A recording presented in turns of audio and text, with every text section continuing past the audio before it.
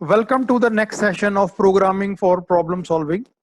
The topic of the day is Operating System and Compiler.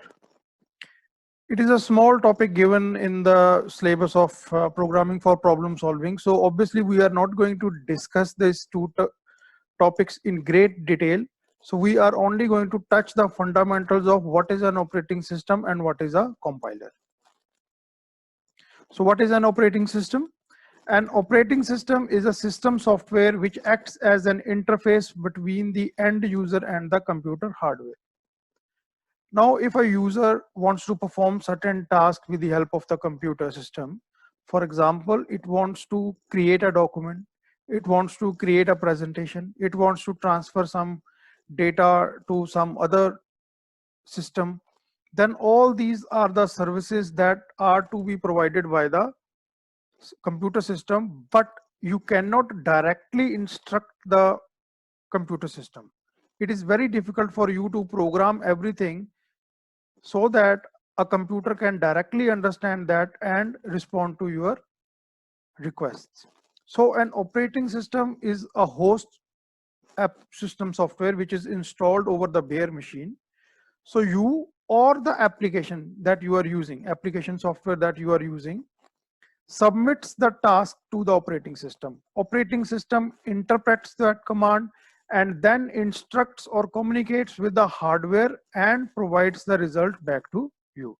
So as you can see in the figure, there is a user like you and me, who wants to perform some task like creating a document, editing a document, or formatting, and then taking a print of the same.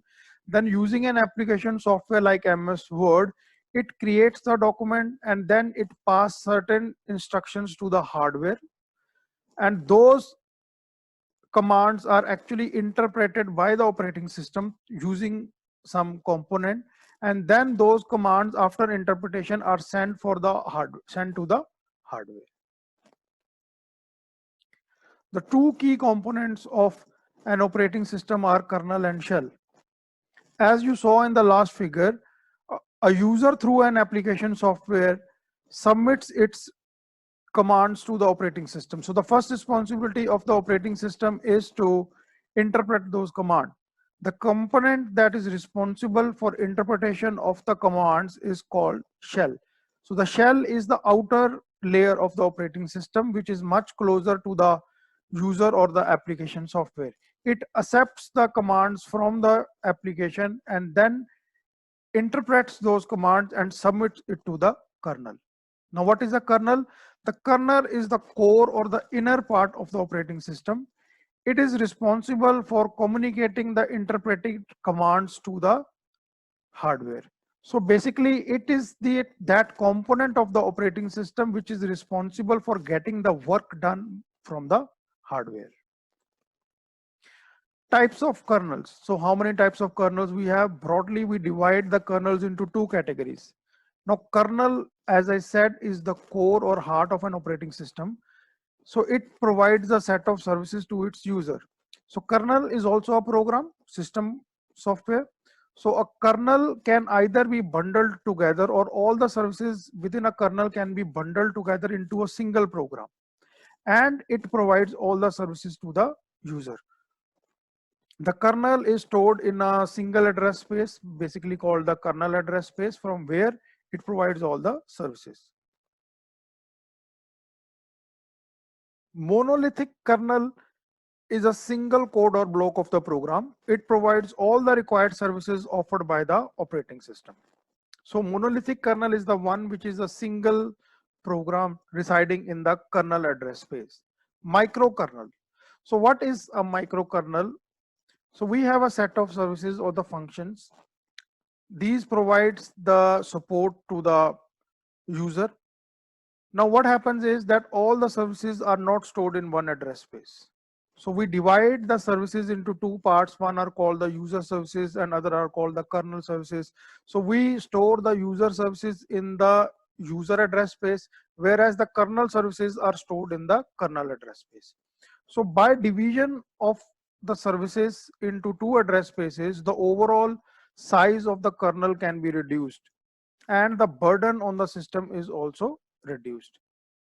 So microkernel manages all system resources. In this type of kernel, services are implemented in different address space.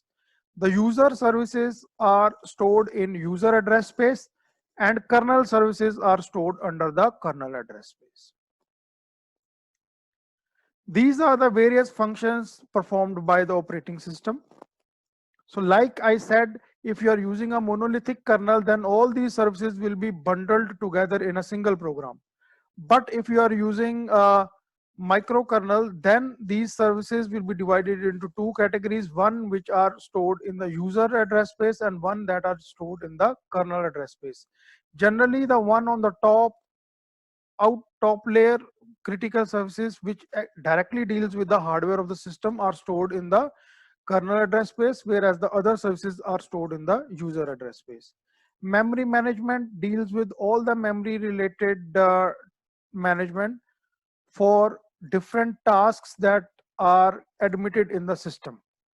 So if you have 20 processes that are currently admitted into the system, how much memory will be allocated and all other managements related to the memory of these processes is managed by the memory management.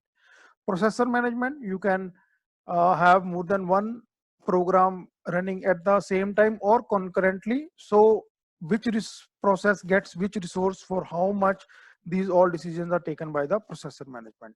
File management takes care of all the tracking of the different files. Device management and input output management are responsible for the tracking of the various devices that are connected to the system and how these devices are actually allocated to the different processes. Secondary storage management deals with the management of the auxiliary devices that are used to permanently store the information. Security deals with protecting of your system from the various malware or the viruses. Command interpretation is the responsibility of a component called shell. So whatever tasks that you submit, those are interpreted and then sent to the hardware. Networking and communication management are the two components which are responsible for keeping track of the networking devices and how the communication between two different devices, remote devices, takes place. Job accounting is just like a log. It keeps the accounting information related to the total memory of the system, the number of processes running in the system, the files being used, devices, the networking bandwidths being used, everything related to the performance of the system is maintained under the job accounting. Types of operating systems. We are not going to go into too much of detail of these, but still, the first type of operating system created was batch operating system. This was a very early operating system in which the tasks were manually loaded by the user on the system. Only one task could be loaded at one time. If anything went wrong, the whole batch was removed and then again resubmitted. When one task was completed, it was manually removed from the system and then the next task could be loaded. Then came multi-programming batched operating system. The extension to the simple batch operating system was that multiple programs could be loaded into the memory, but at one time you could execute only a single program. So if it was doing some input output, the other programs had to wait. The only advantage of multi-programming batch operating system over the previous version was that when one process finished with its execution, you could immediately start with the execution of the second program because it was already there in the memory. Next came multitasking. The advantage over the multi-programming batch operating system was that if a process wanted to do some input output, that means it had nothing to do for a time with the CPU. The CPU could be allocated to some other process. Multitasking does not mean that we are executing multiple tasks at the same time, but we are executing them in a concurrent fashion or the interleaved fashion. Multiprocessing operating system is used where you have multiple processors. So that means you have the ability of executing multiple processes at the same time. Whereas in case of multitasking, only one process at a time, but in an interleaved fashion, But in multiprocessing, you can actually execute multiple processes at the same time. Real-time operating system deals with the real-time applications in which the response or should be the response time should be minimum. For example, controlling the air traffic. So the operating systems used here are the ones which respond in a very fast manner.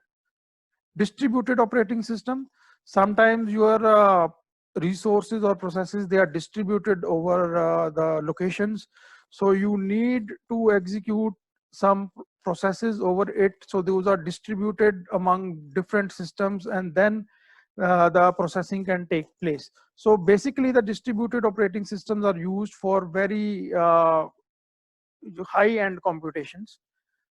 Network operating system, a small network that is there, a single operating system is installed which is called a master system which controls all other systems. So basically it is not distributed but network based, but there the system is installed on a single machine, so basically all the requests are sent to the single machine, master controlled.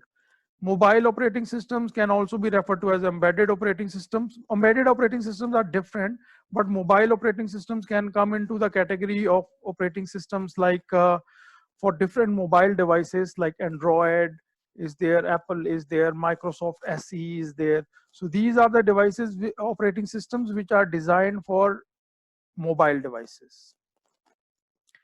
Next is a topic called compiler. Now, whenever you write a program, you cannot write a program into a machine language that is directly understood by the computer system. It is very difficult to write a machine language program. And then debugging the same is even more complex.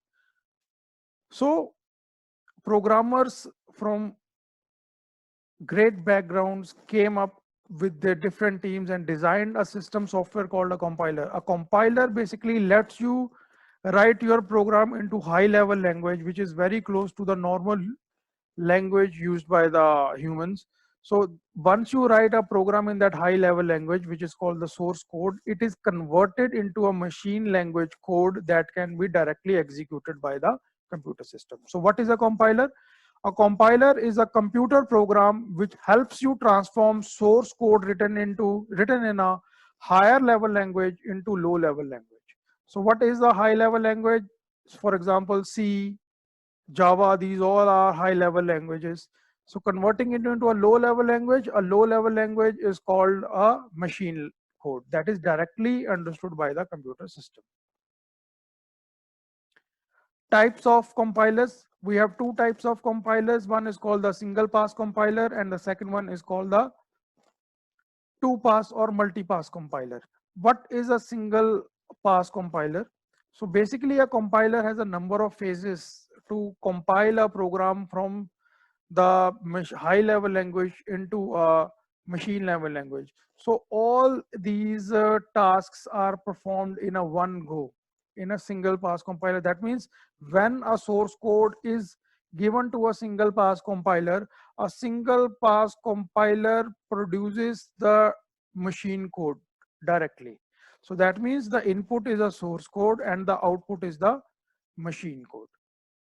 And moreover, there are different components that are there within the compiler, and the program or the source code that is sent to the single pass compiler is processed only once by them. So that means the first phase is completed, then comes the second phase, then the third, then the fourth, and then you reach the last phase, and ultimately what you get is the machine code. So all this will be done only once. And what happens in a two pass compiler is that we are not directly producing a machine code from the source code. From source code, we are producing intermediate code, and then that intermediate code is actually sent for to the assembler. That assembler actually converts it into the machine code. There are lots of advantages of two-phase compiler. One of the major advantages of two-phase compiler is that we can design a compiler in such a way that it can accept the source code from different languages. For example, a compiler that accepts a code from the C, it accepts the code for Java, it accepts the code from any other programming language, C++, Pascal, anything. So it accepts the source code from all these machines, from all these programming languages, and then it converts those source codes into a machine code for a single machine. So what is this? Where we are accepting the source code from different programming languages, and then a compiler or an assembler is converted that into a machine code for a single machine. So basically it is for a single machine. The second category of two-pass compiler can be like one which has a higher portability. In this, we accept the code from a single programming languages. For example, Java. Java is a portable language. So what happens is that we accept the the source code from a programming language Java, and then the assembler part of it is capable of converting it into the machine code for different machines. So that means if you want your program to run on any machine, then use a compiler which provides you the portability. So that means take that intermediate code and then run that intermediate code on any machine. That intermediate code will be first converted into the machine code depending upon the machine structure, and then you can execute it. So you have two things: accepting the source code from different languages and then convert it into a machine dependent machine code. And the other one is accepting the source code from a single programming language and then the capability of converting it into a machine code for different machines. So a two-pass compiler is divided into two parts, the front end and the back end. It maps the legal code into an intermediate representation, and the backend, it maps the intermediate representation into the target code. Generally, the intermediate representation is the assembly code. So these are the steps in the compiling. So as you can see on the top, what you have is a source code. So what is a source code? A source code is basically a program written in a high level language. For example, if you are working on C, the program that you write in the editor is called a source code. So in the first phase of the compilation, the source code will be sent to the preprocessor for pre-processing. So what happens in pre-processing is that if you have used some macros in your program, you will see what are macros. So if you have used some macros can be for some variables and functions also. These are static commands, and these macros can be pre-processed and then expanded, and that expansion of these macros can be included into the source code. So wherever you have used macros, those macros will be expanded within that source code, and then what you are going to get is a modified source program. Sometimes the modified source program is with the extension .i. So initially what you had was a simple source code. Then after applying the preprocessor, it is converted into a modified source code. Sometimes your simple source code can also be the modified source code in case there is no need of pre-processing required. Next comes your compiler. The responsibility of the compiler is to check whether your program is actually accurate and does not contain any errors, and it has been written according to the language construct. In case your program does not contain any errors and everything is correct, it is actually converted into a target assembly code. So once you have a target assembly program available with you, then comes the role of an assembler. What is the role of an assembler? Assembler is going to embed the different library files that have been called by the program. For example, you will see in your C programming languages, some of the code is directly written by the programmer, but some of the functionality of the inbuilt functions is used by the programmer. For example, clearing of the screen, accepting the input from the user, displaying the output from the user. The code for such things like clearing of the screen, accepting the input, this is included into different library files. So what the assembler is going to do, the assembler is actually going to pick up the code from different library files and embed that into the target file. Next is the linker and the loader. So once this code which is available into the library files and has been called by the source program is embedded into it, then the next responsibility is to load that program into the memory. Dynamic loading or static loading, dynamic linking, whatever type has been used, depending upon that, the program will actually be loaded into the memory. Once that program is loaded into the memory, I still repeat, what is the difference between a linker and loader? Because two different things have been used, you need to understand that. A linker is basically responsible for generating or mapping of the addresses that you have used in your program, the variables that you have used in your program. What kind of addresses will be generated for them? Some of the addresses are generated at the time of compilation, and some of the addresses, they are actually delayed till the time the program is loaded into the memory. Now a loader basically is responsible for loading the program into the memory. So it is going to use the addresses that are generated by the linker. Like I said, some of the addresses have already been generated at the compile time, so they will be directly used. And some of the addresses will be generated at the time the program is being loaded into the machine. So what we get is the target machine code. So I hope you are able to understand how from a simple source code, we are able to compile a program. We first of all apply the pre-processing, then we check the program for different errors, whether there are some errors or not. Then we embed the library files into the assembly program, and then we perform the mapping of the addresses, logical addresses into the physical addresses, and then the loader is responsible for loading the program into the memory before the target machine code can be implemented. I hope this concept was clear to you. So in the next coming lectures, you will see how you can write basic programs, what are the different constructs that you should follow while writing a program so that there are no errors. I am sure that you are going to enjoy the programming, as it is very interesting and challenging as well. Thank you.